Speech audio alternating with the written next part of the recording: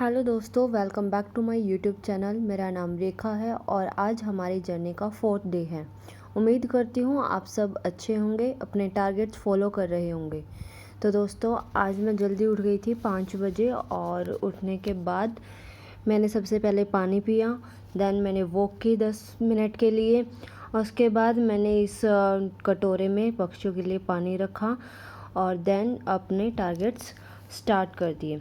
तो आज सबसे पहले मैंने मॉर्निंग में रीजनिंग का स्लॉट रखा था और उसमें मेरे थे 25 क्वेश्चंस का सेट, जिसमें से मेरे 21 क्वेश्चंस ठीक हुए।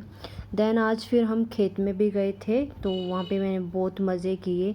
काफ़ी टाइम के बाद घर से बाहर निकले थे तो थोड़ा सा माइंड रिलैक्स हो गया था।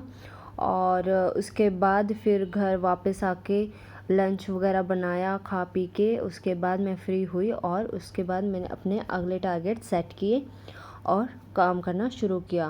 देन सेकंड स्लॉट मैंने रखा था हिंदी का आज का टॉपिक था मेरा वर्णमाला। इसमें हमने पढ़े थे कि व्यंजन और स्वर और स्वर के कितने टाइप्स होते हैं। जैसे 3 पार्ट्स हैं हमारे, ह्रस्व स्वर, दीर्घ स्वर और प्लोत स्वर, और इनका डिफरेंस क्या होता है। और उसके बाद हमारे कंठ स्वर कौन से हैं, कंठोष्ठ्य स्वर, औष्ठ्य स्वर, कंठ तालव्य स्वर और मूर्धन्य स्वर, इन सब के बारे में हमने पढ़ा था। देन अग्र स्वर है, पश्च स्वर है, विवृत स्वर है, अर्धविवृत है, संवृत है, अर्ध संवृत है। ये अलग अलग टाइप के हमारे स्वर होते हैं। आप एक बार अच्छे से पढ़ लेना, क्योंकि इसमें ना हमें जो ये अल्फ़ाबेट्स है जैसे कि आ ई वगैरह, ये दे के पूछ लेते हैं कि ये किस टाइप का स्वर है। उसके बाद व्यंजन पढ़े थे और व्यंजन में हमारे ये 5 टाइप के होते हैं। जैसे कंठ है, कंठ से क ख ग घ ड़, तालु से च छ ज झ ञ, मुर्दा से ट ठ ड ढ ण, दांत वाले से त थ द ध न, और औष्ठ से प फ ब भ म। यह हमारे 25 जो व्यंजन है, इन्हें हम स्पर्श व्यंजन बोलते हैं। उसके बाद अंतस्थ व्यंजन है य र ल व, औष्म व्यंजन श श श ह, और संयुक्त व्यंजन अक्षत्र अज्ञश्र। ये हमारे अलग अलग टाइप के व्यंजन हैं, 4 टाइप्स होते हैं व्यंजन के।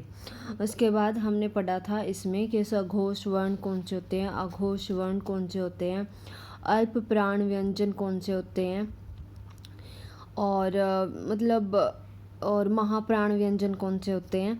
और एक क्वेश्चन पूछ लिया जाता है कि अनुनासिक शब्द कौन से होते हैं, तो वो शब्द जो नाक और मुंह की दोनों की मदद से निकलते हैं उसे हम अनुनासिक शब्द कहते हैं। उसके हिंदी ख़त्म करने के बाद मेरा साइंस का स्लॉट था और आज के साइंस के स्लॉट में मेरा चैप्टर था ग्रेविटेशन।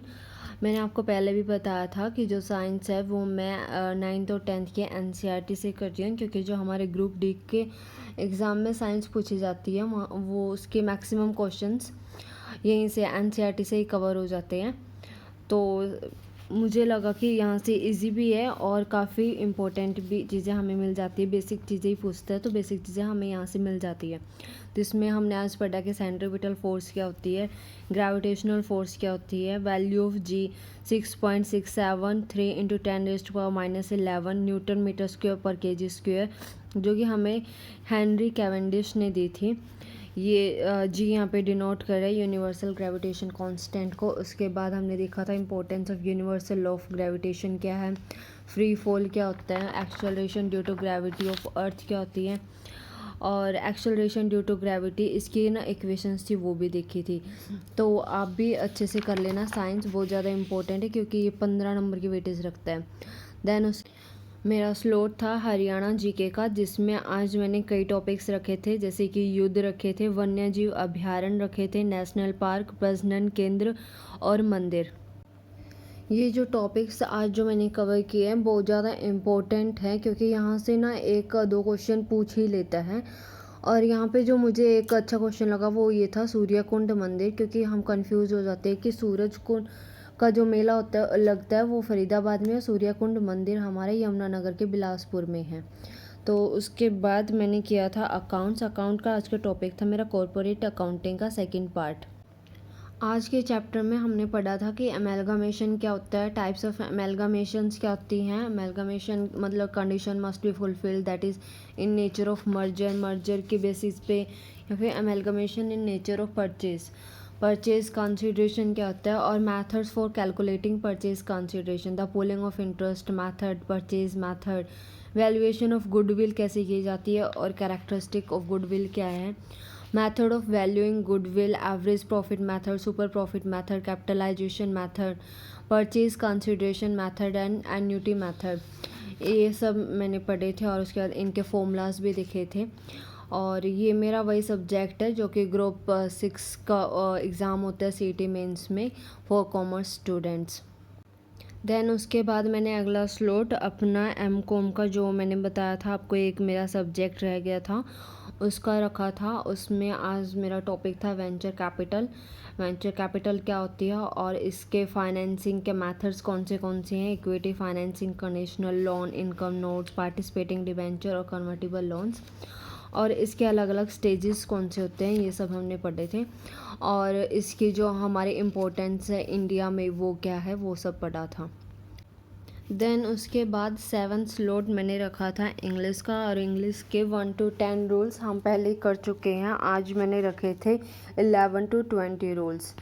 इसमें हमने पढ़ा था कि प्लूरल ऑफ कंपाउंड नाउन कैसे बनाते हैं हम, प्लूरल कंपाउंड नाउन को, और एपोस्ट्रोफी का कैसे यूज़ करते हैं कंपाउंड नाउन में, और कुछ वर्ड्स होते हैं जैसे पोल्ट्री, कैटल, वर्मिन, पीपल, जेनेट्री और पुलिस, ये कुछ हमारे प्लूरल वर्ब्स होते हैं, तो इनके साथ हमारी प्लूरल वर्ब भी आती है। और प्रपोजिशन का यूज़ कैसे किया जाता है ये देखा था। सिंस और फॉर का यूज़ कहाँ पे होता है, ऑफ और फ्रॉम का यूज़ कहाँ पे होता है, इन एंड ऑन का यूज़ कहाँ पे होता है, और एक था कि सेंटर्ड ऑलवेज टेक्स ऑन या फिर अपॉन, ये वाला भी बहुत इंपॉर्टेंट रूल था।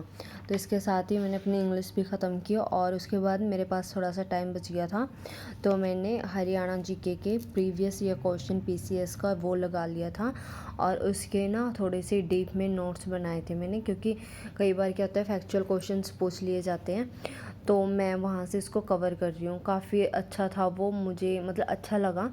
तो दोस्तों ये था मेरा आज का स्टडी प्लान। आपका कैसा रहा आज का प्लान? आई होप कि आपने भी अपने टारगेट्स कंप्लीट कर लिए होंगे और अपने स्टडी को कंसिस्टेंटली रखिए, क्योंकि यार मतलब छोड़ के कोई फ़ायदा नहीं है, करेंगे तो एक ना एक दिन कुछ ना कुछ हो ही जाएगा।